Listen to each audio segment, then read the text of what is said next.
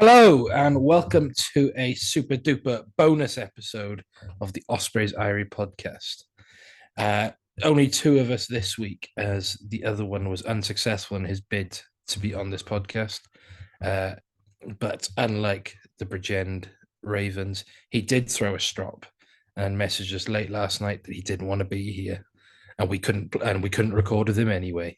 Yeston's actually just put out a statement where he's just put the Ospreys Eyrie logo at the top crossed out. Yeah, He's gone full Neath. yeah.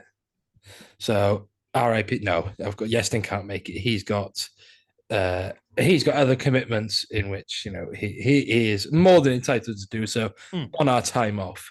But we thought with the big Ospreys news this week that we're signing the 2016 to 2019 All Black squad, we should record a bonus pod. Which one are you most excited to get? Well, I was looking at this. I don't want any of the big ones. I want like a Matt Todd. What do you think? Yeah, do you know what? Like if I just type in 2017 All Blacks. Look, so all I'm saying is we all remember Richie McCaw, 2015, was contracted to play the following Super Rugby season with the Crusaders. He then wins the World Cup, plays the World Cup final, lifts it. That is his last game of rugby. He decides to retire there. He never goes back in for preseason, and good on him. All I'm saying is he probably will forever feel like he had another season of club rugby in him.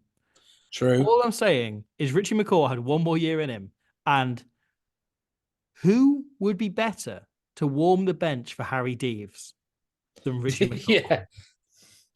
If I look at the All Black squad that was announced to face the Lions, because this is a good squad. I mean, we could go for Ryan Crotty, the glue that holds the All Blacks together. That's true. The glue himself. I mean, Milner Scudder's probably affordable now. Yeah, he was an MLR for a while. He was an MLR for a bit, but like, I was always a big Liam Squire fan. Oh, yeah, good player. Good player. Solid underrated player. We've started early this week. Yeah. I mean, a lot of them are retired, and that just makes them more in our ballpark. Exactly. Like, Luke Romano.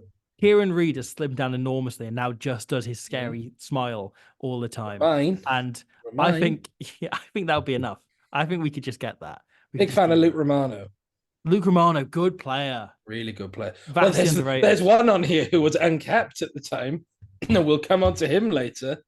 Oh, of course. Yeah. That name. Geordie Barrett. No, the other one. Yeah. He was the other uncapped player. Two of them, yeah. Which is mental. Rico Ioane was uncapped going into that as well, wasn't he?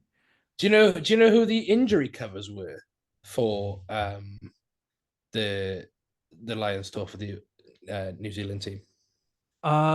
Injury as in who was injured, or as in like who were the reserves, basically, because they named reserves, like, but obviously weren't called up to the squad. Oh, who would they have been? Because Surveyor was in by this point. This was so you had a midfielder, hooker, and three loose forwards. Sorry, midfielder. As in centre, I think. Yeah, centre. So who'd be around this point? Jack Goodhue? It was Jack Goodhue. Jack Goodhue. Good player. A good player. Born on the same day as me. Okay. Which I always got to measure, how I'm doing in my life against Jack Goodhue in terms of he had significantly more All Black caps by the age of like 25 than I did. Yeah. But right now, you know what? I haven't heard from Jack Goodhue in a while. I hope he's doing all right. Yeah. Sorry, who's saying front row? So hooker. No. Was this like Nathan Harris era? No. It was Liam Coltman. Liam Coltman, solid player. Very solid. What happened to him? Is he in Japan now? Probably. Or is it Lyon? Oh. Doesn't want it. No, so and then three loose forwards, so flankers. Akira Ioane was one of them. His brother was in, and then he was on reserve. He was playing sevens at the time. Mm-hmm. Three loose forwards. One of them we've already mentioned. Matt Todd. And this last one will surprise you. So 2017. So who was there or thereabouts? Kino was still around. Squire was there. You mentioned. Obviously Sam Kane. Yeah. Fafita was. It was Fafita. Was it Fafita? He was injury cover, because he went to England not long. I think he went to England the year after this. Was it that soon? Because I think it was the year before he scored that brilliant try against Argentina. Let's have a look. So because Via. he kind of came out of nowhere, was brilliant, He and had a then really good season went at to Wasps really Wasps. early. Yeah. Really good at Wasps. I really liked him at Wasps. So he went to. Oh no, he went to Wasps in 2021. So he stayed Right. in the Hurricane. He only played 69 times for the Hurricanes. But Okay. considering Nice. Super Rugby, you play 4 games a season. Yeah. Right, we've got a big. I appreciate that we have started this like we have nothing to talk about. Yeah. Like the biggest Ospreys news of potentially the decade hasn't just dropped. Mm. So, yeah. So, I'm James. This is Robbie. Hello. Welcome back to the Ospreys Eyrie pod. Nothing has changed. So let's go quickly into news. Well, obviously the big thing does come under this, so we will go into it. So, former Ospreys scrum half Reese Webb. Tom Haberfield. Oh, okay. No, not him. Can we just do a separate news item on what Tom Haberfield's up to? We have that every week. He was a teaching assistant last time I checked. Yeah, I mean, he retired to do his teaching, his TA. And play semi-pro rugby. Speaking of which, sorry, I go back to New Zealand in a second. I was on LinkedIn earlier. Okay. And someone either reposted or like commented on Dane Coles put up a I'm looking for work post. Really? He's like, I'm back from Japan. Fancy a game. So Lance. Oh. Liam.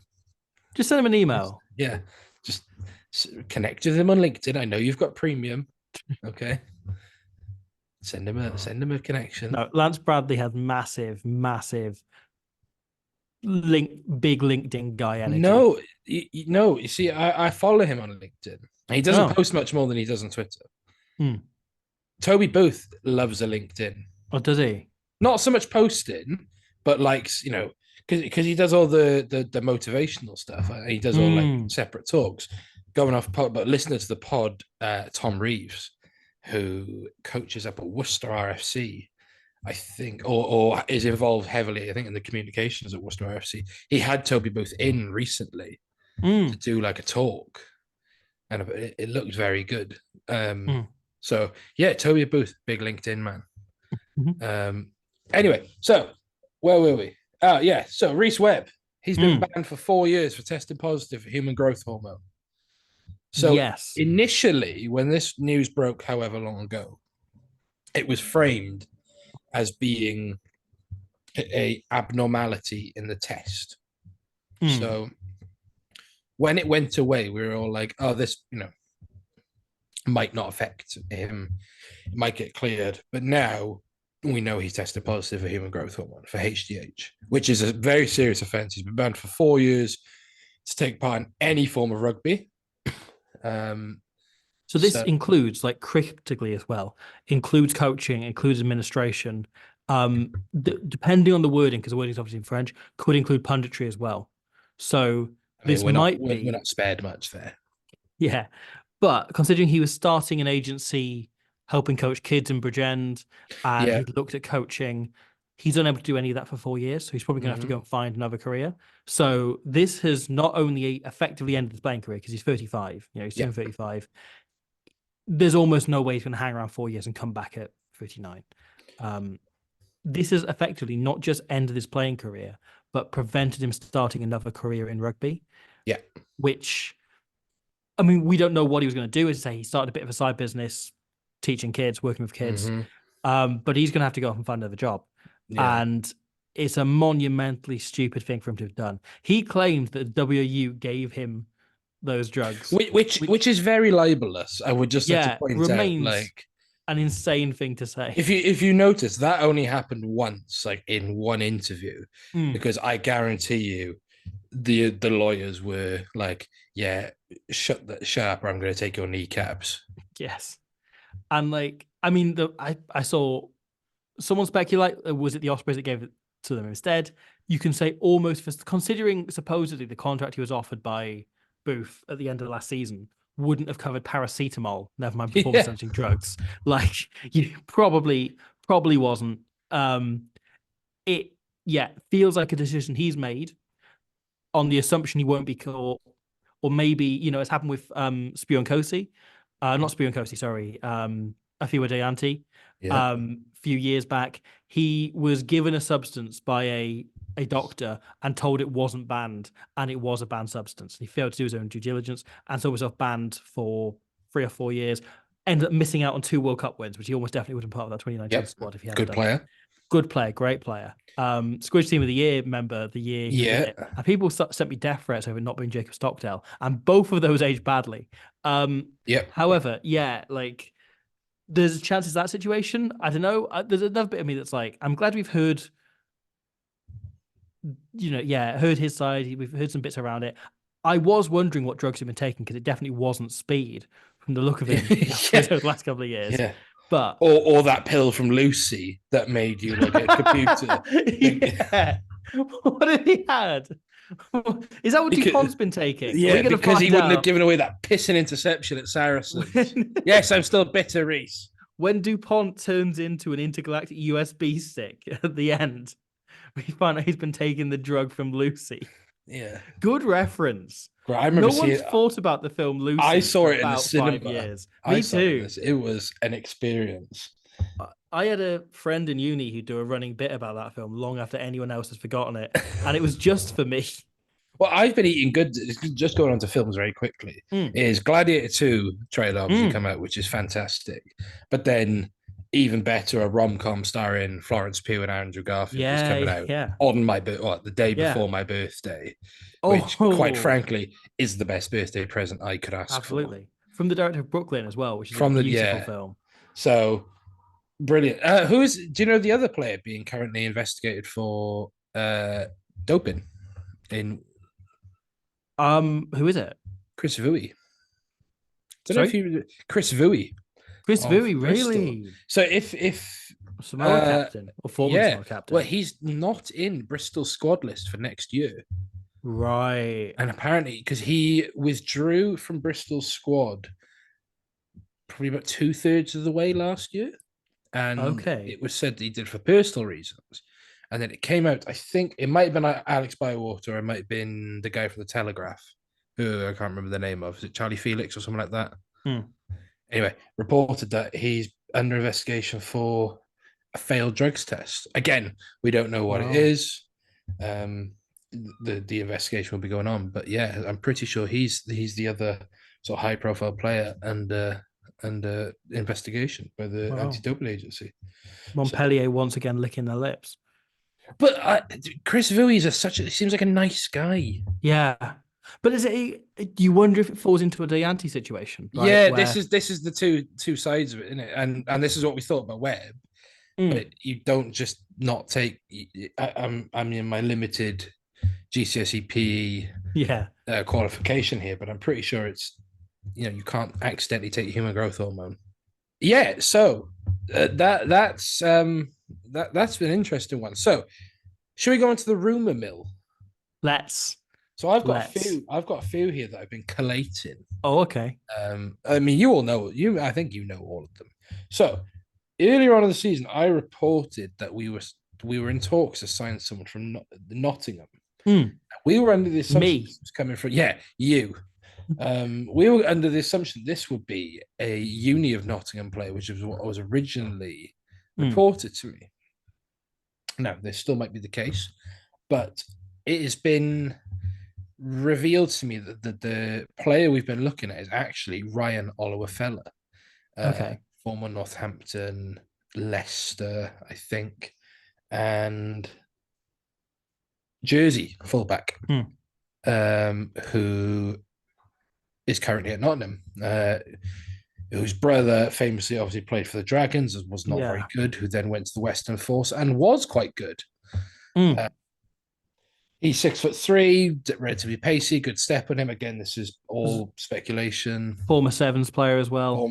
Former England Sevens player. Going on the drugs train, did once get banned for a few months for testing positive for cocaine. As I found out in my research. But so he's been linked. Obviously, we are lacking depth in the back three. One that is heavily rumored to be all done is the signing of Daniel Kasende, the postman. Yeah. Well, you wonder if those two are filling the same spot, if it's either or. Well, Kasende seems more likely, as we know, he spent time in the camp last year where he fought every Scarlets player known to man. I think it was Ben Williams he actually fought. Yeah, so obviously Kasende's been in around the camp. Everything that's come out from that I've heard is that Kasende was a big asset to the camp. Obviously, his teammate who was over with us, Manus van der Merwe, reported for preseason training with the Scarlets this week. He's dead to us. Well, they're back in preseason training. They're back. Well, yeah. Did they not make the playoffs? No, they didn't make the playoffs, surprisingly. They wouldn't get an extra week No, off. they didn't get an extra week. Oh, weird. Oh, yes. Yeah, weird that. I thought with that squad, they'd be okay. Yeah. Weird. So it makes sense that Kasende, he's late 20s, he's pacey, good in the tackle, good over the ball, actually. Yeah. Makes sense as a signing. Add steps to the back three, takes the pressure off Luke Morgan, who is, in athlete terms, and for a winger, actually, the wrong side of 30. Yeah. That squad has, as it stands, Keelan Giles, who had a reasonably injury-free season until the chance to play for Wales came up. Yeah. And he, that didn't materialise and the injury came through. But in past has had a lot of injury problems. Harry Houston, who's played 4 games maybe for the Ospreys. And is 12. And is, 14, looks even younger, sort of Milky Bar kid energy. Picked him an injury mid-season as well. And then Luke Morgan, who, as you say, is the wrong side of 13. You don't want to be relying on play every single game. Yeah. So makes sense. This one is all but done as far as we're aware. Steph Thomas reported on it, which generally means, it's done. Yeah. So, yeah, for me, it's a good acquisition. We've got the space for the non-Welsh qualified. Obviously, we have the lowest amount. I think we have 2 non-Welsh qualified players. As it stands, yeah. So it depends on when we get clarification on Nagy. Yeah, so I'm counting Nagy in it. But you get 2 time servers plus 5 non-Welsh qualified players. I think we've gone for Jack Walsh and Nagy will be our time servers. Yeah. So then Phil Falkensinger. Yeah. And I think that's it in terms of non-Welsh qualified players next season. Phil. And then Kasande to come in. Which brings us on to the next one. Yeah. The one that broke Ospreys Twitter.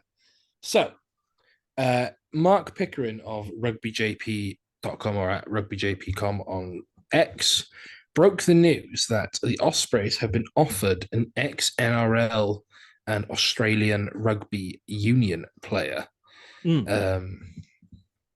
It was Ospreys were quoted as saying, we'll pass it on to our playing department, but it becomes less desirable if he's not Welsh qualified. Then somehow that transpired that we were signing a man who was mentioned earlier, Ngani Laumape, who is an All Black and an ex-NRL player. We are not signing Ngani Laumape.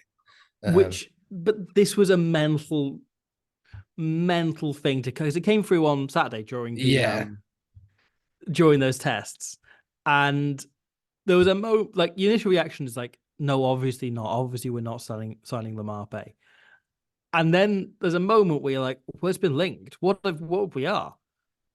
And the logical bit of your brain is like, even if we've spoken to Laumape, he's not. We don't have the money. He's not coming here. He turned down All Black caps because the amount of money Stade Francais offered him was life changing for someone from his background. So he took it. He went there. He then went to Japan. He could go back to New Zealand at any point and win All Blacks caps, or he can take the biggest paycheck. And he's currently been choosing to look after his family, look after any future family, and set himself up for life essentially as best he can through earning money to still play at a very high level in good environments and good squads. He will get a good environment and a good squad at the Ospreys. He will not, no matter what, be earning the kind of money he could be in Japan or at Stade Francais. However, that said, why not? He's got a big Julian Sarve, Moana Pacifica in 2 years vibes. Yeah, which I for one welcome. Robbie and I do know the player who we are linked to sign. and the player is it is a good I would say player. good player. I would say good player. I would say good player. I thoroughly enjoyed watching him Yeah. play. And look, the deal, if there's any, is in very early infancy. I'm waiting to hear from Mark in Japan to sort of see what the lay of the land is over the next couple of days. But this one is a very pie in the sky. It is someone who would be a significant signing, one of the biggest Yeah. signs of the era. However, at the same time, it's not Lamarpe. It's not Lamarpe size. And it's also, I would be very surprised if the person has Welsh qualification. If he does, I will eat my hat. Yes. Because you'll find a hat, wear it, and then proceed to, much like Werner Herzog in his shoe, eat it. yeah, if he has a nan from like Anglesey, Yeah. That's why he's offered himself for the Ospreys. He's always wanted to go back to Mumbles, where his granddad's from. Oh, okay. So I think, is that all of them? There is also a rumor. Again, this is very unfounded. I have contacted sources is that we were signing a back from Bath. The likely candidate would be Max Wright because I'm pretty sure he's the only Bath back who's been released who's not either found a club or is retired. Yeah. Max Wright, 27-year-old, played England under 20s around that 2016, 2017 time. Yeah. So was in a good England squad. I think it was with like Prothero and he's a bit young. It might be a bit older than that. Anyway, that's only a rumor. There is nothing in that. It's just something that's been passed across to me. Well, we also have at Bristol as well.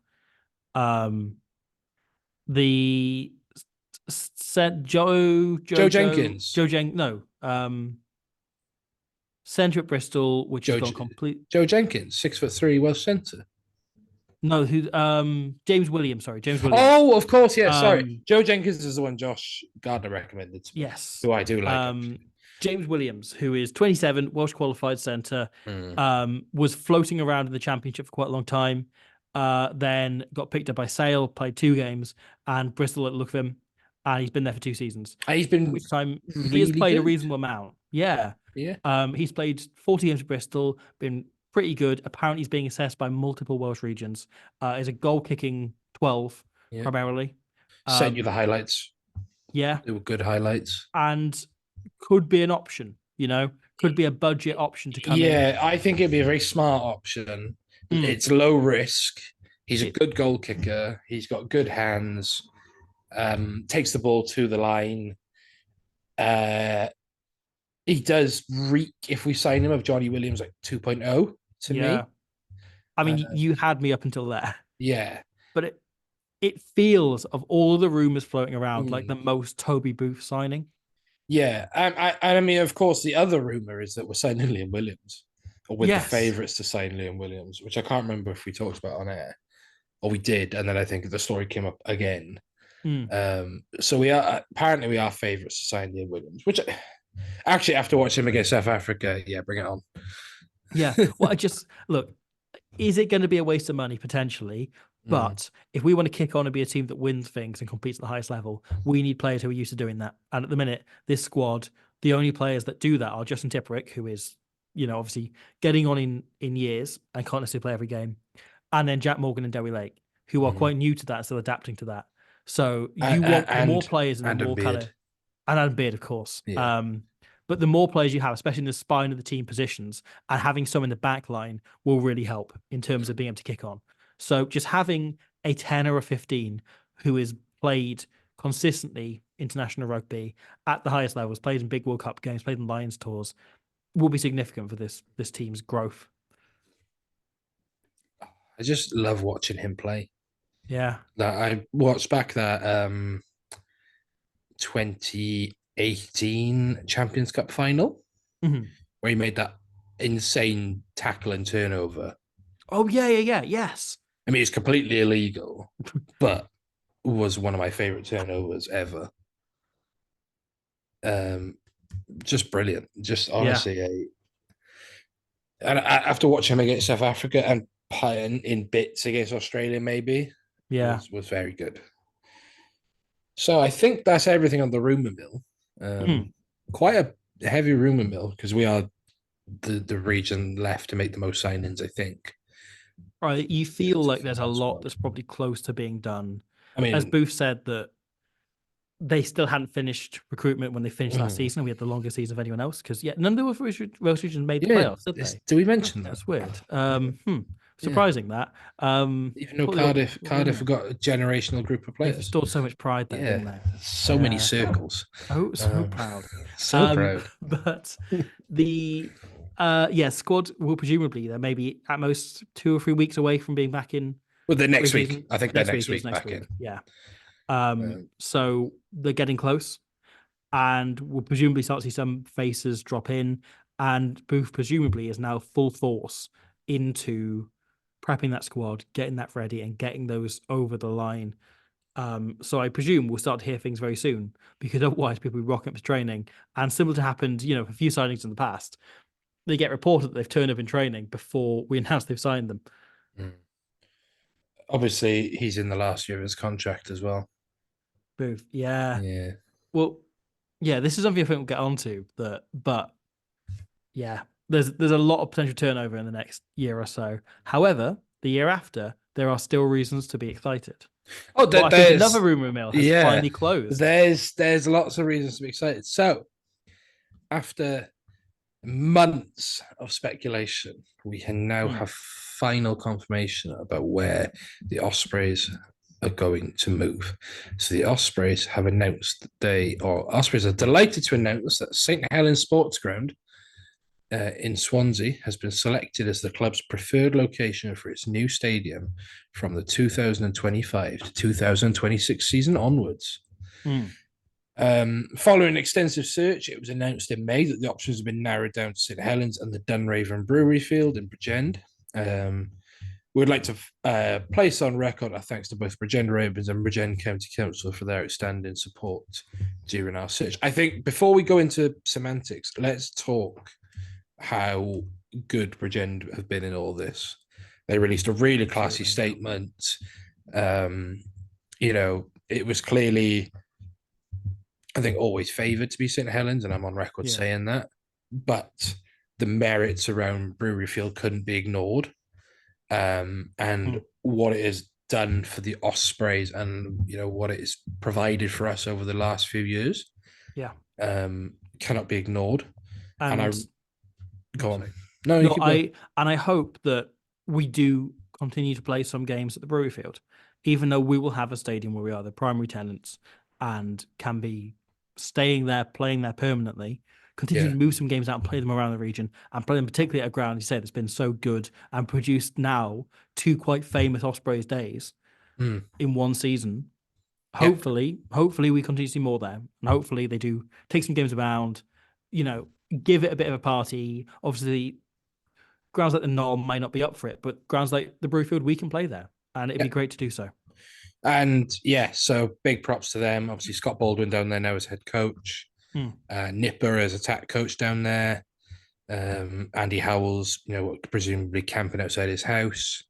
So I hope we work very closely with them.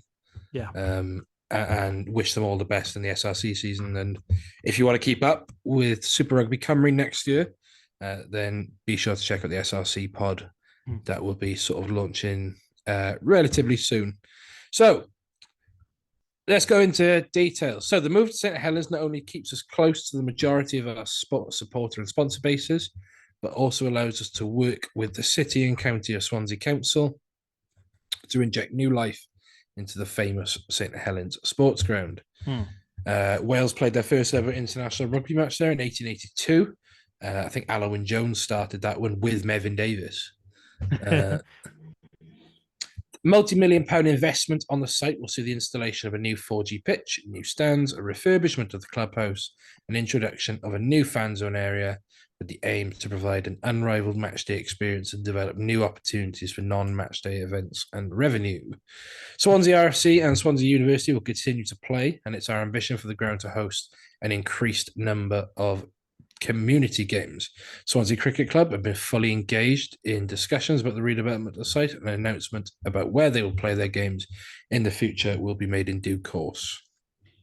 Which Robert Croft is very upset about. Yeah, but he's a Scarlets fan, so what do you he's a expect? Scarlets fan, and also Glamorgan haven't played there in years, or haven't played there consistently in years. Yeah, Glamorgan chose to go to Sophia Gardens and it's not a thing.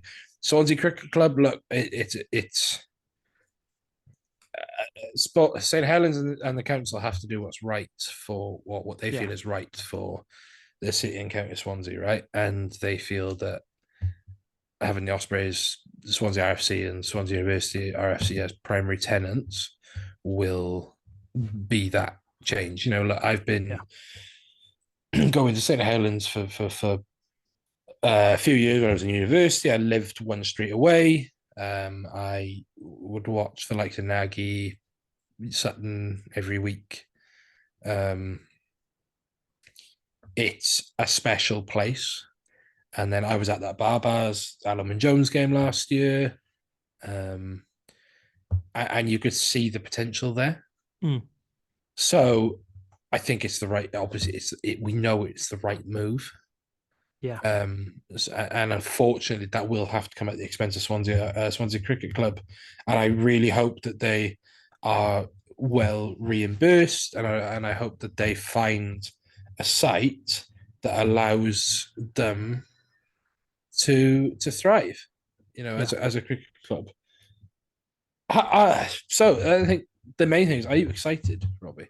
No, I am. I very much am. I think this has been something that has been talked about for a very long time. And I think the opportunities it opens up, the future it begins to guarantee for the club, and the routes that it can, potentially take us and expand are really, really exciting. I greatly enjoyed the one of the two games in Bridgend I got to. I'm sure you're the same. For having that being a smaller venue. And we saw that the same at Saracens last year and at Gloucester this year, where huge numbers of fans made noise and generated noise in a smaller ground, right? And the same thing happened in those two games in Bridgend, where they were able to carry that. And it was like, when we spoke to a friend of Jamal Ford Robertson after the game, saying it was maybe the loudest set of away fans he's come across at Kingsholm. And yet that gets lost. What a great set of fans we have and have been gets lost in that bigger stadium. Yeah. And being able to transfer that over, and just the thought of being able to go to a place where, as people care about the Ospreys and want them to win games and, love watching them and really like this particular Ospreys team, having a place where it's packed in with people that love that is really exciting, just as a notion of being there, as was the case in Bridgend, and being able to step this up and it being in a good location. You look at those shots the Ospreys posted of it with the beach in the background. It is a beautiful location. It's within walking distance of the city centre, which, when I went to the Munster game a few weeks ago, walking around town on the day beforehand and not seeing a shirt in sight, and going in, and I bought I bought a shirt in the Rugby Heaven in Swansea. Yeah. And, one of the guys on the desk asked if I was going to the game tonight, and the other one said he didn't know the game on. And hopefully this allows you to change that, and to just be shirts around and people in the lead up. And it's only, 10, 15 minute or 15, 20 minute walk back to the centre of Swansea. Yep. You can have people going out before and after games, and it's not an absolute nightmare to be, having to walk 45 minutes an hour to get there or take the bus. I think from every possible angle, this is a good thing. There is still the thing that came up when they first talked about moving away from the Liberty, where it is weirdly in the contract between Swansea Council and the two tenants in, the Swans and the Ospreys, that rugby and football must be played there every year. So there's still a chance of taking the odd game, taking probably most likely the Scarlets game back to the I Swansea.com. don't think that'll be an issue. There's not But been football played at St Helens for years and years and years. That won't be yeah. an issue. Oh, is it? The Sorry, at the Swansea.com. Yeah, Um, so Swansea.com. So yeah, but so I think there's still chance of this, the old game at the Swansea.com, which would give us a best of both worlds situation, because having the smaller ground is something that they need, and being able to develop, as I said, this ground with its history was the first international being played there. The women's team played, I think that there was maybe the second game there as well. mm. So yeah, it's having those kind of that history and those chances is potentially really exciting. Yeah, and we talked about on Rap on Monday was I don't think you realize the impact that this can have on a community as Yeah. well. So for years, and especially when I was growing up, is that when you play your equivalent to like Do a Shield or whatever, or your under 15s cups and that you get to the final. And where do they play it in Cardiff? They play it at Cap. Where do they play it? Scarlets, they play at the Park of Scarlets, same with Dragons in Newport with us. You play it at Clandarcy because the Swans won't let you play at the Liberty. Yeah. So having these kids the chance to go play their games, their tag festivals, their walk-in rugby festivals, at St. Helens, just the ability to play a volume of games, right, is so huge. And I think when people think of 4G pitches, I still think we're stuck in like the late 2010s. Yeah. In that 4G pitches now are very, very good. Like the one up in Gloucester, really good. If they're maintained and looked after properly, they're beneficial. And it is kind of a necessity. It's something Lance Bradley talks about in the interview on the YouTube channel, that this allows them, by having a 4G pitch, to have 5 or 6 games a week on that pitch, right? So the Ospreys men, the current team that exists, but then also they're hoping, and he states a few times in there, the Ospreys women's program to be up and running soon, which is really exciting as well as a prospect. We've potentially got both of them playing on a weekend. You've then got Swansea Uni playing. You've then got Swansea RFC also playing on a weekend. You then throw in minis tournaments. You throw in the age grade side. You've got somewhere to play this, a permanent home, having to bounce between Clandarcy and other grounds around the region. And then beyond that, the match in Swansea that has, and the Ospreys region in general, over the last 5 years, at least post-COVID, that has generated the most hype and enthusiasm and excitement was that Barbaros Alwyn Jones tribute match. Yep. And there is more possibility to hold games like that. You speak about the community. The Ospreys can arrange, novelty fixtures. You look at Quins are a brilliant example of this, as they own their ground. It's a brilliant ground in the centre of London, right next to one of the most famous, or not, the west of London, but right next to one of the most famous stadiums in the world. And you look at the sheer number of community and charity games that Quins host, including, us against the Sharks and the URC. That's a really good model to be looking at. Gloucester do the same as well. Lance Bradley also has links there. So that's something that's potentially exciting. You look at, Quins holding, pride games and holding charity matches and holding all sorts. And they're open to, you can hire the stoop and play games there and all sorts. And that sort of thing, having that in the community and being able to bring rugby into that and have a place that you can aspire to play rugby, and also go and watch and it not be a nightmare to get to, and have the atmosphere and feel with it. And, Lance Bradley talking as well about wanting it to be a community hub, and I want to use local businesses for food vendors and for, right down to parking and so on. Again, all of it's really exciting because it's what this team that Booth has built on the pitch feels like and feels like it should be. And this feels like one of the final pieces of the puzzle slotting in is this stadium that allows it to connect with a crowd and connect with a community in the way this team feels like they represent the people. I mean, the women's team is particular something that excites me, and I think excites a lot of, I think, especially the circle that we dwell in of Ospreys fans, which I won't lie is 4 of us. Is me, you, Josh, and Yestin. If I get to see Hannah Marshall pulling the strings in an Ospreys jersey for years to come, I will be a very happy man. Not as happy as her dad will be. She is a baller. Oh yeah, I mean the assist she gave at the weekend for the was 20s. Phenomenal. But there is this, like women's rugby is the fastest growing area in rugby. We have produced, the Ospreys produced, back when that program existed, a disproportionate amount of this current Wales women's team. Similar to, the men a generation ago. And indeed, the men going forward should be bloody Gatland. Whoa, what are you going to say? Whoa. Well, the other regions, at least they made it into playoffs, though, didn't they? So, justifies the selection. Yeah, bloody regions. But there is a real want and desire for that team in Wales that plays at a high level. The Celtic Challenge is growing and building in that.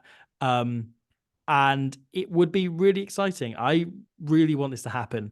I was kind of saying to my partner the other day, like, if this comes in, that's it. Like, I am there every weekend watching the two back to back. We're moving. We're moving to Wales. Sorry, we're off to Swansea. But yeah, like, I wouldn't be able to keep myself away. The thought of an Ospreys double header where we've got like Natalia John and Hugh Sutton in a weekend. What more can you ask for? I get to see Georgia Iono and Harry Deves. This is my best weekend. I stand by Natalia John is one of the most like Toby Booth type players I've seen, and yet she's stuck. She's unable to play for the side. It's ridiculous. Mental, absolutely mental. So overall, I think that they're, in terms of, if you look at the very rough first impressions, they are artists' impressions. I would just like to point out to a certain demographic of fans on Twitter. No, I will say, right, if you zoom in, there's one that's got team lineups, and we seem to have signed a 2011 era Toby Faletau.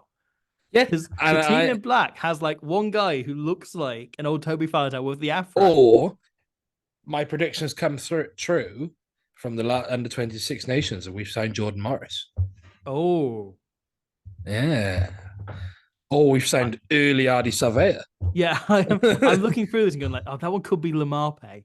Yeah, definitely. We've signed Ratiki Samo.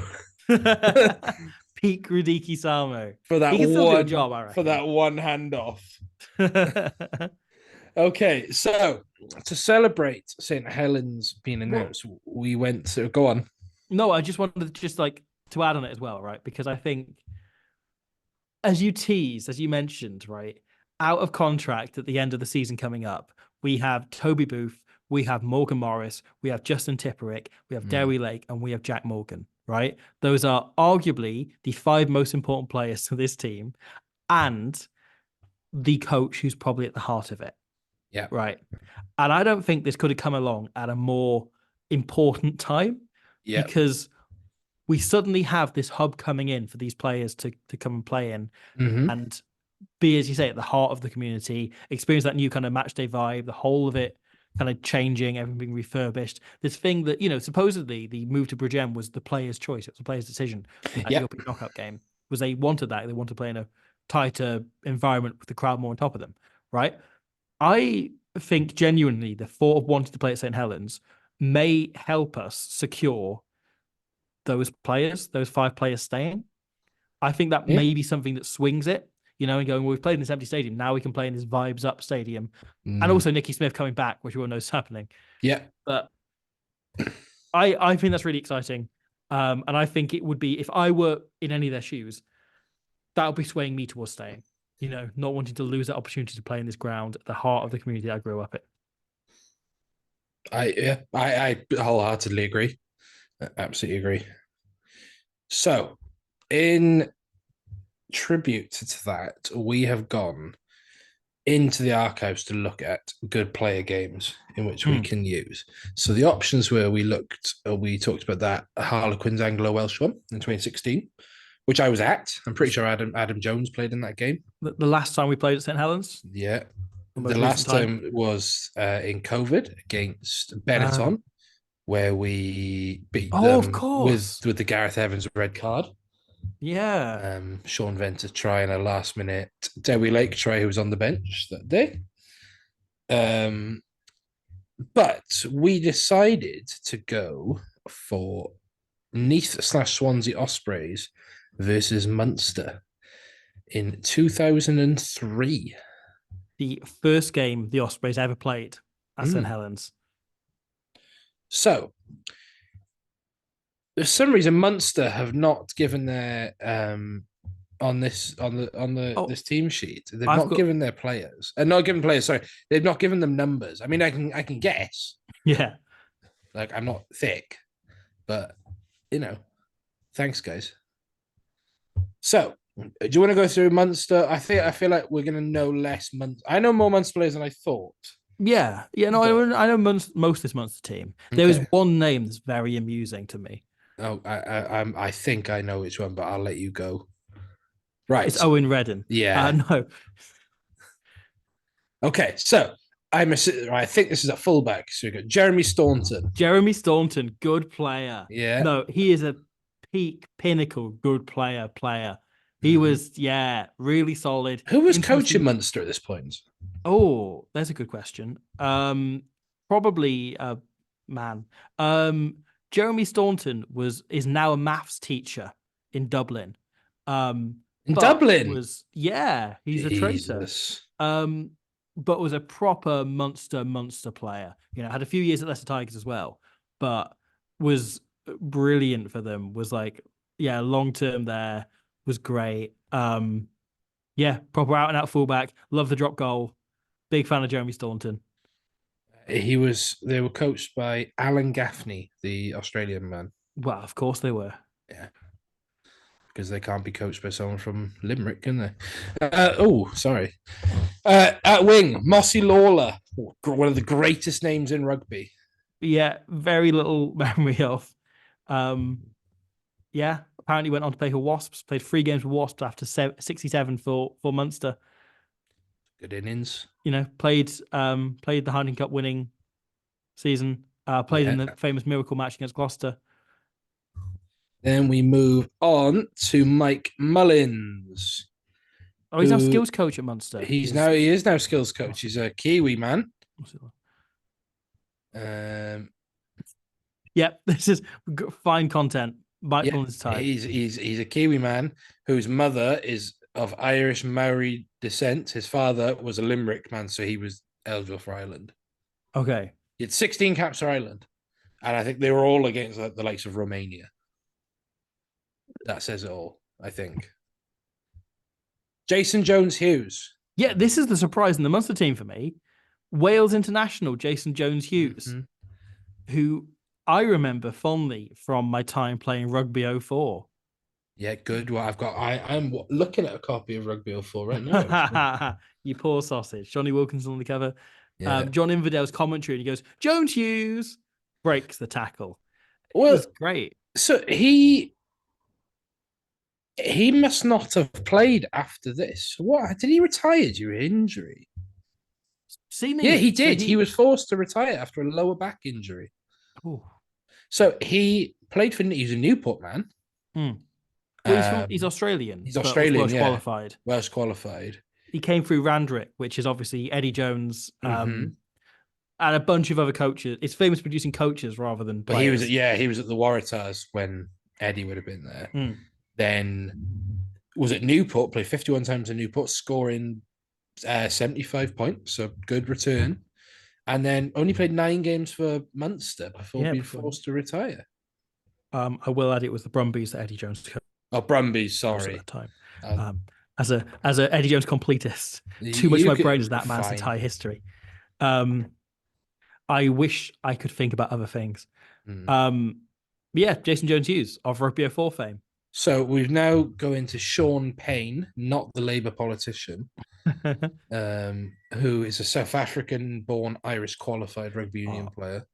Because of course he is. Yeah, that sounds so much like a South African-born Irish qualified rugby player. But he is #one of us because he played 22 games for Swansea. Oh, at St. Helens. At St. Helens. Hell yeah. Was called up by Ireland in 2005, but didn't play for them. I remember him. He played 109 games a month. He was a good player. Yeah. I'm going to put him in good player. Conrad O'Sullivan, the most Irish man. That's a Father Ted character. I'm sorry. Yeah. Conrad O'Sullivan. Conrad O'Sullivan. He wore scrum cap and he wore gloves. Right. That era. Fly off. I know nothing of this man. from Cork. Only played 7 times for Munster. Oh, Um, he though O'Sullivan was injured.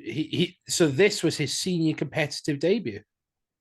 oh, Turns out, well, it didn't go too well for you, did it? Sorry, Conrad.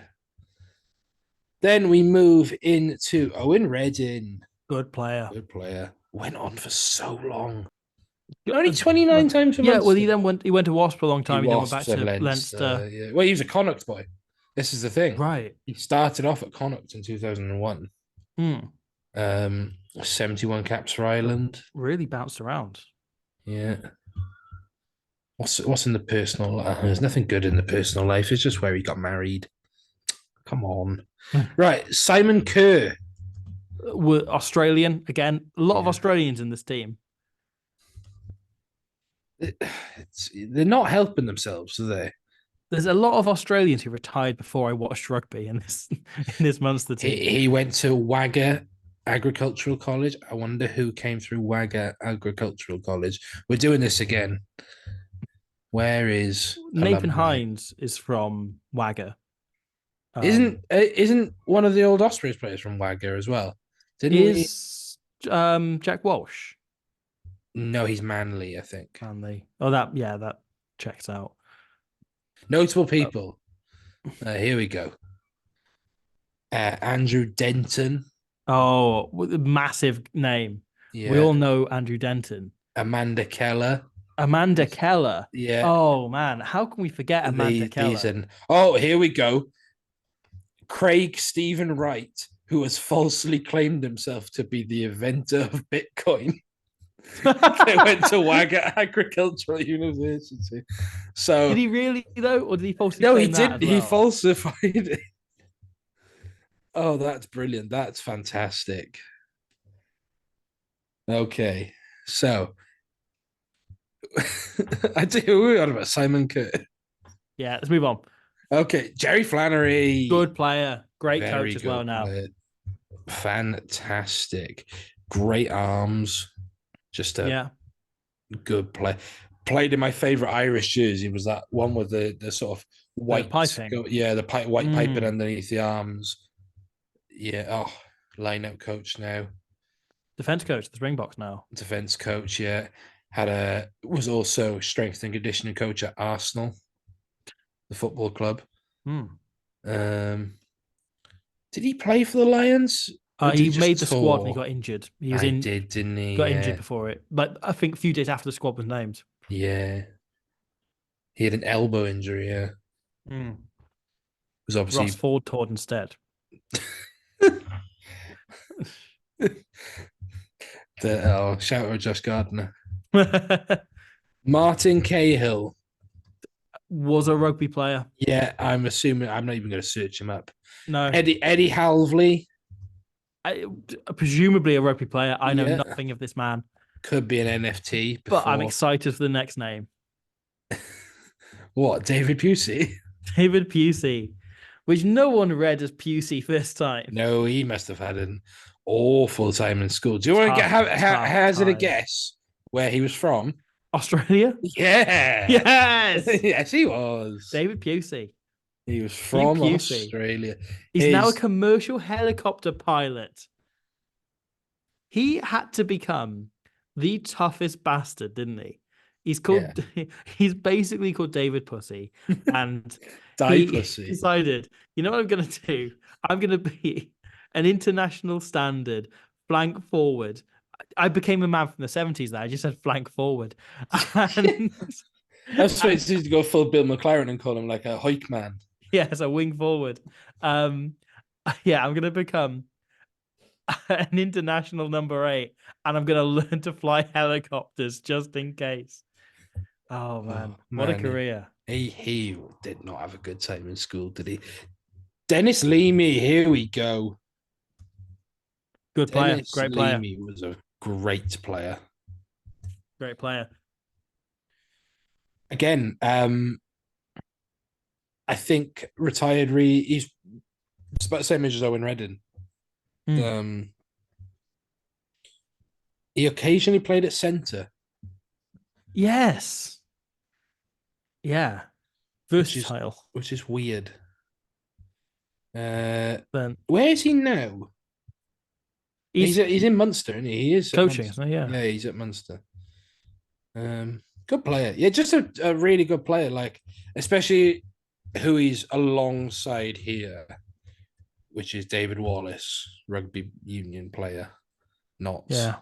David Wallace Lockhart. Thank you, Yeah, he's Google. defense coach at Munster. So David Wallace, right? Great. I think Test Lion. test line, rightly or wrongly, Yes. That's the because debate, isn't it? yeah, Nugget. Nugget existed, and this is what because so he toured in 2001 and toured in 2009, didn't tour in 2005, obviously. The thing is, Nugget was so good in 2009.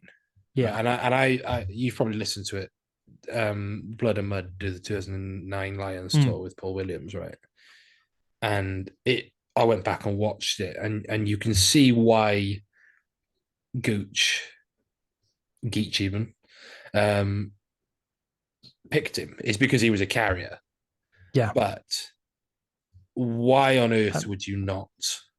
Well, I remember it being the headline the week that team was named. I remember being of that age and at that point where I was just religiously over that school holiday, refreshing the BBC website, because it's pre-Twitter, waiting for the team to go up, waiting to see the team. And then it's saying like Wallace starts a 7 over Martin Williams, the one position we were waiting to see what comes in. And that being the big call. And Gatland saying it was because of his physicality, because he wanted that to counter the box. Do you want to know what he's done since retiring? What's he doing? What's he up to? He opened a sweet shop in Limerick. No. And then joined the Bank of Ireland as a business development manager for the region. Wow. Is he the only sweet shop owner that isn't tax dodging or money laundering? Don't know, but I it's given me great pleasure to like picture David Wallace selling Prime. I can just imagine him trying to be like Willy Wonka-ish and hand out sweets to children and terrifying them. I'm now imagining him doing the dance in Wonka with Timothy Chalamet instead of Phil Wang, which is still, I think he'd nail it. The most odd choice. It's very Paul King, though, isn't it? You know, he loves his B-tier British actors, British like comedians. That's he had all of Ghosts in there, didn't he? Yeah, it's where he came from. It's his house, you know. His house is those guys. So right.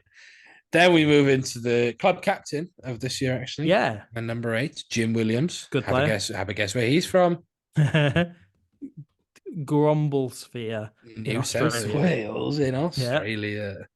Yeah. He was old at this point. He was born in 1968. So he was old at this point.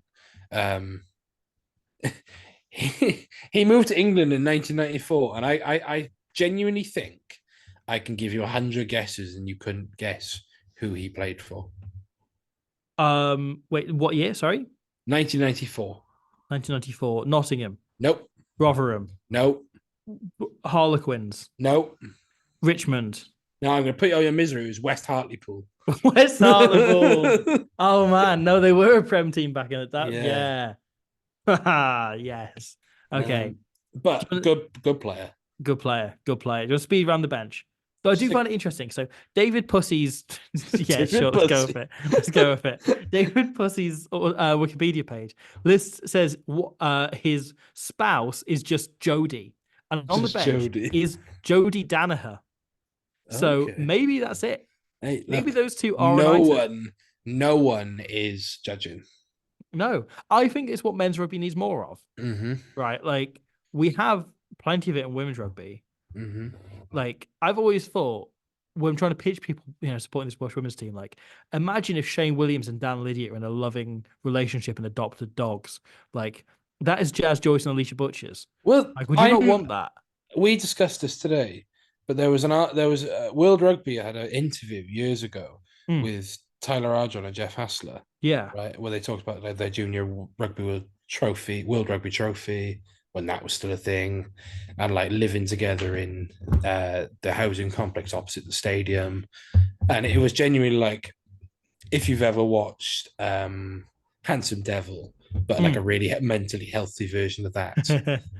um, or did you watch that rugby film that came out? Is it last year or the year before? It was about the gay rugby team and the two guys in that. Yes, yeah, in from the side. Yes, Yeah. where it was me, my partner, and one other person in the cinema to see it in view in Swansea. Oh, it was weirdly packed, the Broadway in Nottingham. Oh, A okay. lot of people in. A great film, enjoyed it. Mm. But yeah, we need more of that. Right, Yeah. the bench. I'm not Trevor Hogan. I recognise. Trevor Hogan, yeah, solid player. Stephen Obviously, Ko, Mike Prendergast, Mike Prendergast, obviously. Dominic Crosby, Genius. presumably the glue that holds the I team was together. about to make the same joke when I saw the name. They needed it because they had Martin McPhail next to him on the bench, This who I is a presume was great. like it was like a hidden camera show where he'd walk in and break the bench or I'm something. sorry. Martin McPhail is a horrible histories character where he's like a goofy IRA officer who, fails to do things. He's Martin McPhail. Classic Marty. Good old Marty McPhail. Okay, so let's go into the Ospreys squad. Let's do it. So there were two names that stuck out. This if you ask anyone about this game, the two players that stick out are Gav and Andy Williams. Mm. So let's start with Gav. He was at 15 for this game. This was peak silver boots, blonde highlights Gav. Well, he's described by Munster in the match report as unwanted Wales fullback Gavin Henson, which just unwanted, I suppose, at the time by Charlotte Church. They weren't together yet. But this is the beginning of Gav. This is 21 years old, man of the match. Even the Munster team report has a whole paragraph on how good he was. Yep. Like, that's the tier of Gavin Henson performance we're talking about here. Everything else in the report is about Munster's performance, except for one whole paragraph. The longest paragraph in the report is just about how good Gavin Henson was. Obviously, it was a Bridgend boy, but played for Swansea. 98 caps for Ospreys, 57 for Swansea. Just wow, what a man. So 33-26 to the Ospreys full time, with Henson kicking 4 penalties, 3 conversions, 2 assists. Yeah. Just a maverick. Yeah. And if you want to learn more about Gav, follow Luke Upton on Twitter. I think it's one of the great delights of doing this play and this game in particular is every now and again we get to talk about Gavin Henson, who is a brilliant pocket of Welsh rugby history that's kind of being slowly forgotten in a way he shouldn't be. I love Gavin Henson. I want more Gavin Henson. We need to celebrate Gavin Henson because he's one of the Ospreys' greats. My favourite Gavin Henson fact that I learned just now is that he was slated to play for the Probables squad in 2014, but was unable to take part due to the PRB saying he's not allowed. So I was there that day. Wow. What's your favourite era of Gav? Oh, there's a question. Well, because the obvious one's 2005, right? But I've got a soft spot for 2008 with the kind of longer, like, grab hair and just faultless play, just brilliance the whole way. But also that brief comeback when he was good, when he came back, worked, and then got kicked out by 2 clubs in a row, and you're like, right, okay, this isn't gonna go cleanly. See, mine was Bath. Ooh. But do you remember the Bath versus Breve game? No. Where he was unreal. Oh, find it. It's Gavin Henson versus Breve, I'm pretty sure, for Bath. And he was electric. I'm sticking 2008. I'm going final answer, favourite era of Gavin Henson. I do remember when he signed for Cardiff Blues and he played against us at the Liberty, he put up and under and everyone was booing him, and then he caught it and everyone was like, oh, and then cheered because it's Gav. Yeah. Okay, so moving on from there, Dave Tuetti, try scorer. His son is now at Coventry. Oh, so his son Daviv Tuetti So he was born in Wales. Was at Cardiff Met, I'm pretty sure. Was at Nottingham, Ah, but now is signed for his father's old club at Coventry. I would kind of wanted to sign him because he's quite good, I think. mm, Um, James Story in at 13. mm. Uh, What's the James Story yeah, Morning Glory, um, as we all called him at the in time, because it was, Balamory. yeah, we were still close enough to, Oasis was still together, possibly, They were. um, and that was what was important at the time. Was James Story? That album is actually written about James Story. Not many people know that. Okay. I Um, cannot find. well, you should watch the movie they made about him, The Never Ending James Story. Um, it's one of the best ones. There's a line he runs in this game actually that inspired David Lynch. He scores a try in this game. Actually inspired David Lynch to make the Straight Story by the straight line he runs. Um, Also him just denying he isn't gay. Um, Well, of course, you've also got at 12, Scott Gibbs, Captain, my captain. captain. Yeah. 16 times to the Ospreys, scored 3 tries, 5 appearances for the Lions, played rugby league. Just what a man. What a man! What a player! The first Ospreys captain. First ever Ospreys captain. Um, he now lives in Cape Town. I'm pretty sure still. Yeah, he Uh, always used to pop up on Scrum Five every Christmas when he was back home. yeah. Elvis Ciarlili. I think Yeah, that's Ciarli. still amazing. We've had two players called Elvis Yeah. over the Ospreys 20 years. Just a great player, a Yeah. great servant, good at London Irish. Um, Ended his career at Revigo, which I always, anyone who plays for Revigo. In 2018, apparently he became the head coach for California women's rugby. Oh, wow. I hope he's doing a magnificent job there. If he's still there, what a great little setup that seems to be. Yeah. Sean Connor, good player. Good player. Good player. Now, backs coach of Wales Women, where he is technically doing a job. Yeah. Was doing a perfectly good job as a skills coach at the Dragons and then with Wales Women. And I would say I've been promoted, and it's changed my thoughts on it. But good player, like great kicking fly half in the day. 100 Centurion, obviously. Play for the Dragons as well. Yeah. Which is where I kind of watched most of him. Was the fly half against Australia.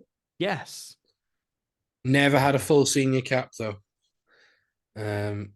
He was on the standby list alongside Jason Strange in 2006. Good player. Andy Williams, who's obviously amazing in this game. Good player. Now, speaking of like nines who not everyone remembers, do you remember we talked at length about Darren Allinson? Yes. Yeah. Did you see what he got announced as this week? Sneakily. Is he like Minister for State? No. Is he like he's in this Labour government? He is Cardiff's new head of recruitment. Oh, really? Yeah. Can he keep recruiting himself?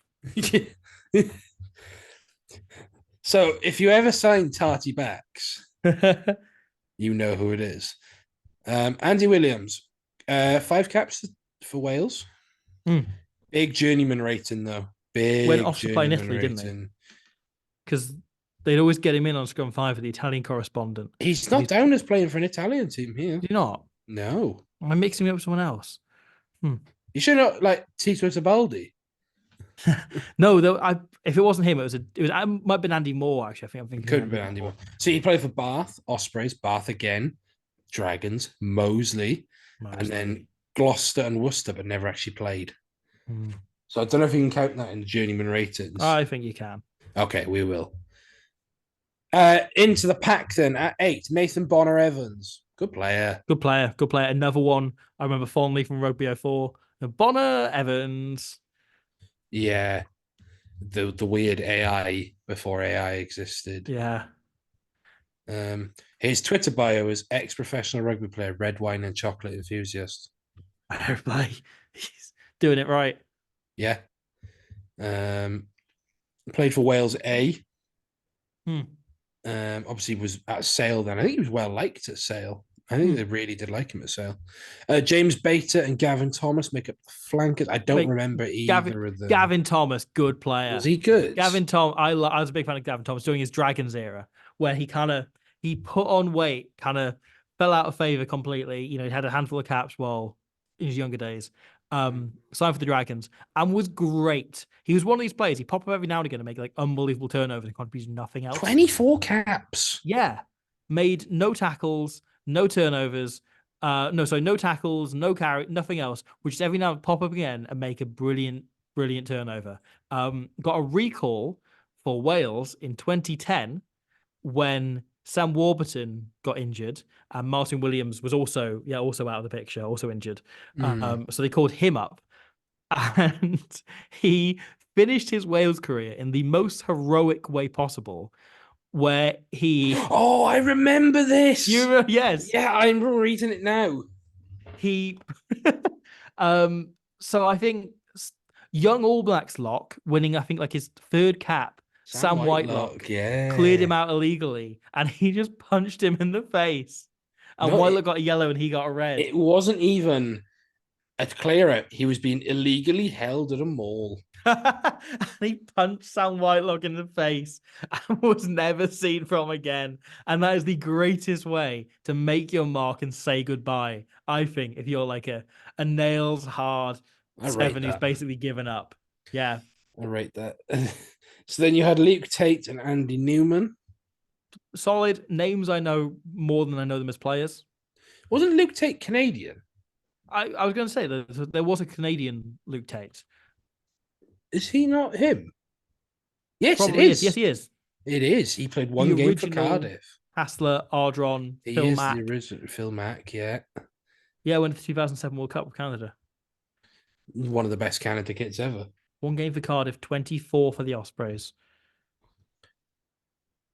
He played for Overmach Palmer. Oh, which was I assume was like pre zebra. Yeah. Must be. What Viadana were the go-to. Strangely, there's no one at tight head. Because I refuse to acknowledge his existence. It was Andrew Millwood. It was Bully. Good servant for the Ospreys. Terrible, terrible administrator. Barry Williams. Good player. Good player. A classic of this era. Yeah, this is if you had to tell me like or sum up the Ospreys from this era, it would be Barry Williams. He's up there with Billy 12 trees as players who sound the most like their name. Who, if you'd imagine a rugby player called Barry Williams, you'd exactly imagine Barry Williams as he was. Of course, went on the 97 Lions tour. Just straight up. And joined by a man who should have gone on the Lions tour. And I was annoyed about this at the time. Go on. Paul James. Of course. I think he had two chances we could have gone on the Lions tours. But 2013, I felt like he should have gone. I felt like he was Who went in 2013 loose heads? It would have been Mako. So Mako, Kean Healy, Geffen Jenkins. Corbusiero. And then when there was an injury, Corbusiero and Ryan Grant both came in. Well, Ryan Grant was only there because he played in Australia. No, that was Tom Court, that was. Tom Court. Ryan Grant was on good form. Like he was one of those players. Yeah, I remember Ryan Grant a lot. Got called up for the Lions and then fell off the face of the earth. And it happens every now and again. If you watch the DVD, there's a great rendition of Carly Rae Jepsen. Ryan Grant. Wow. It wasn't a journey, but he just kept going back. Yeah.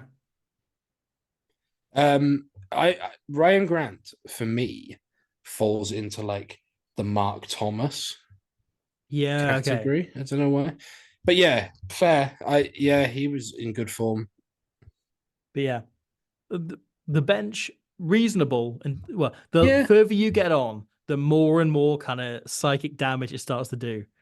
It's like Gareth Morris, Adrian Durston, I like solid Adrian player. Durston. Ricky Richards, no memory of. No. Chris Wells, Don't remember him. Don't remember. Steve Tandy, jump Steve scare. Tandy.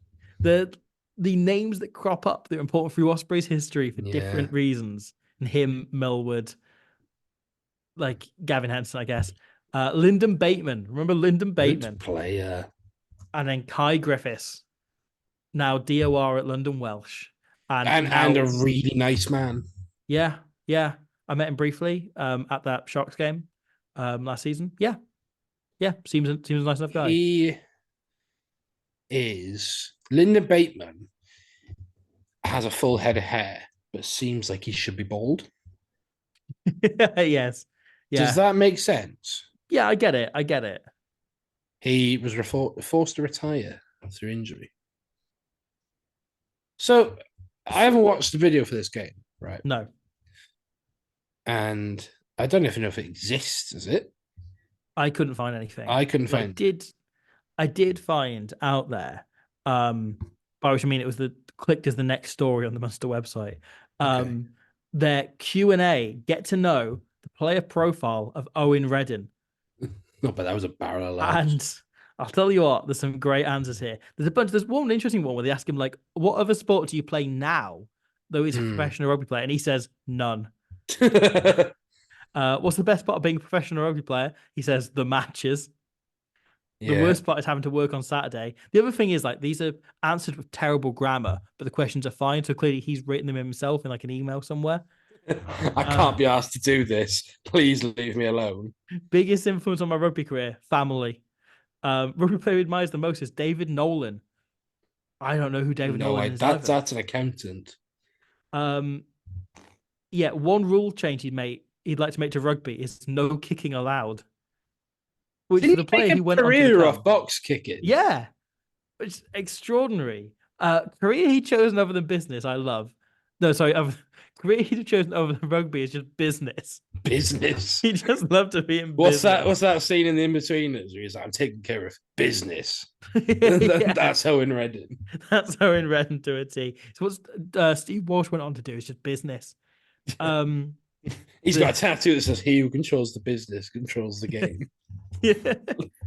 He expected New Zealand to win the 2003 World Cup. Unlucky on that one.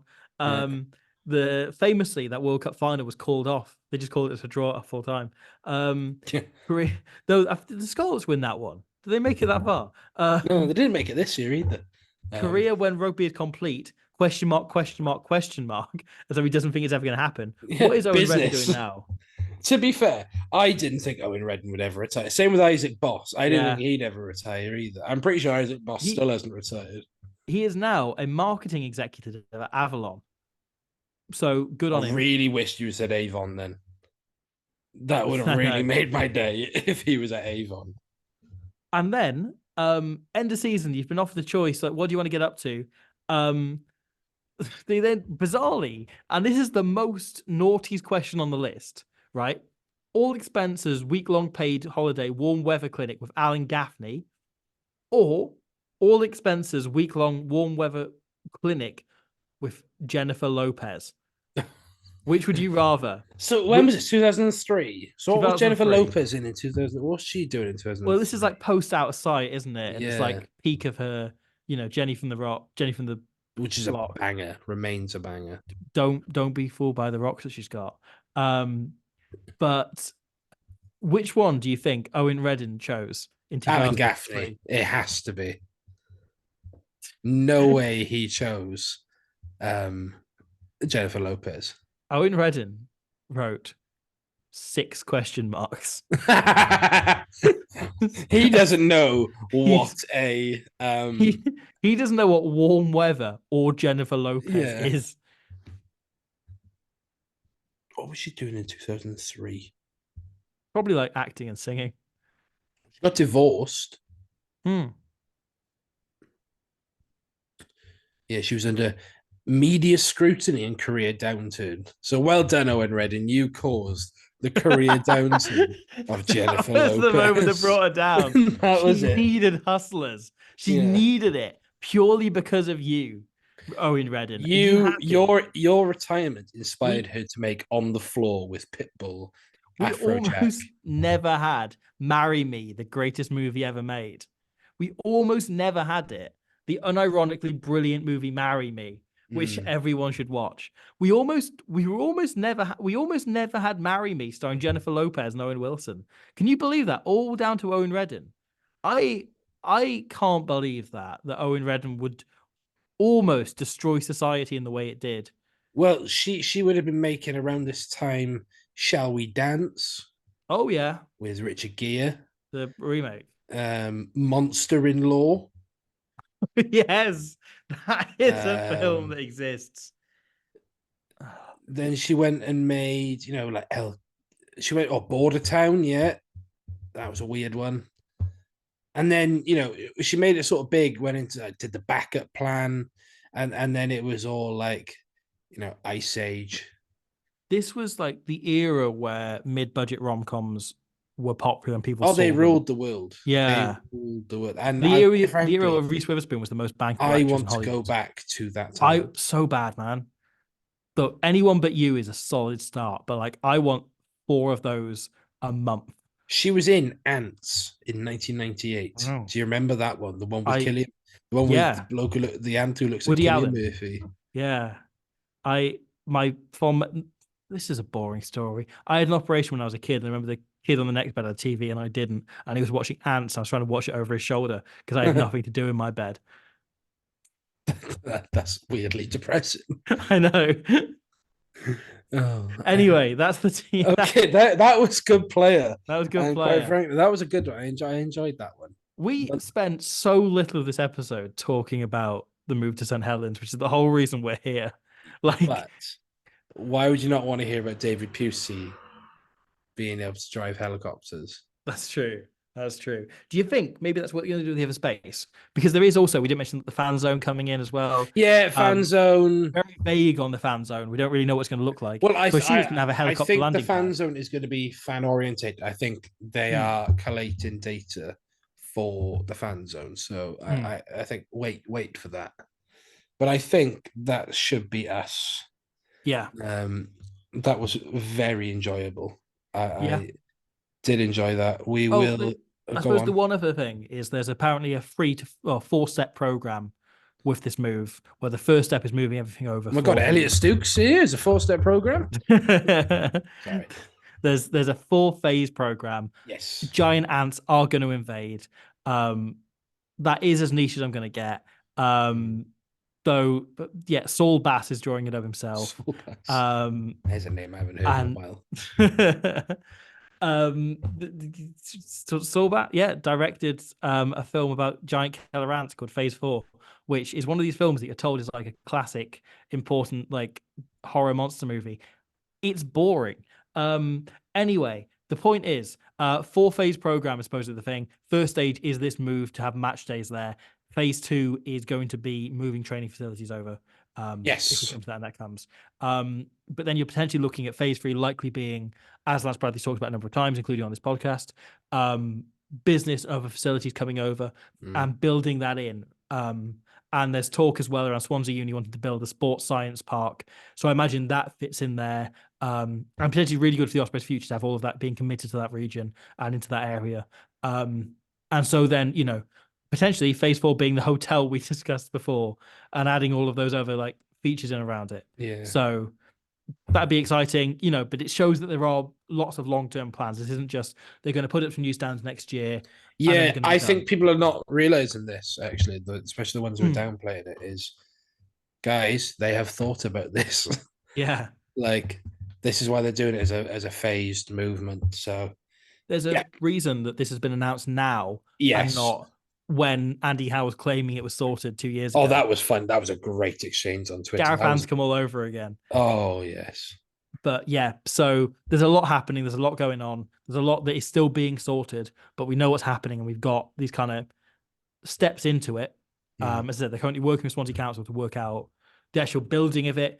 But yeah, we're just over a year away from the Ospreys being back at a permanent stadium that belongs to them, where they'll make proper revenue week to week, where they can get big crowds in. And I reckon, in a more vibes up stadium that's behind this team, they're going to win more games there.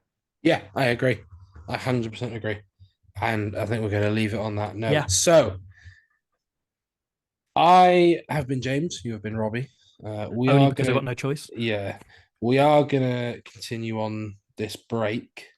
Um, hopefully, Unless we do sign Richie McCaw, in unless which case we, there will be yeah, another if we emergency sign pod. Richie McCaw, then I will become unbearable. We are hoping. I think I can announce this now. We are hoping that to interview Toby relatively soon when they Fricker. go back into camp. Yeah, Toby Fricker of the New England Free Jacks. Yeah. No, we are hoping to do that. We're gonna wait for them Booth, to be clear. yeah, this is Booth. Yeah. We're waiting for him to get back into camp. I'm going to give him a message this week, just say, can you give me a date? But yeah, so that is happening. So Cardiff, you can have your Dickie Holland interviews and your Garen Smith interviews. We're having Boothie on, and I might see if we can get some more as well. But that's us. We'll see you around the time of the Exeter game, unless any massive bombshells drop. But it'll be the Exeter game for us. So thank you very much. Thank you. And we shall see you soon. Bye now. Bye.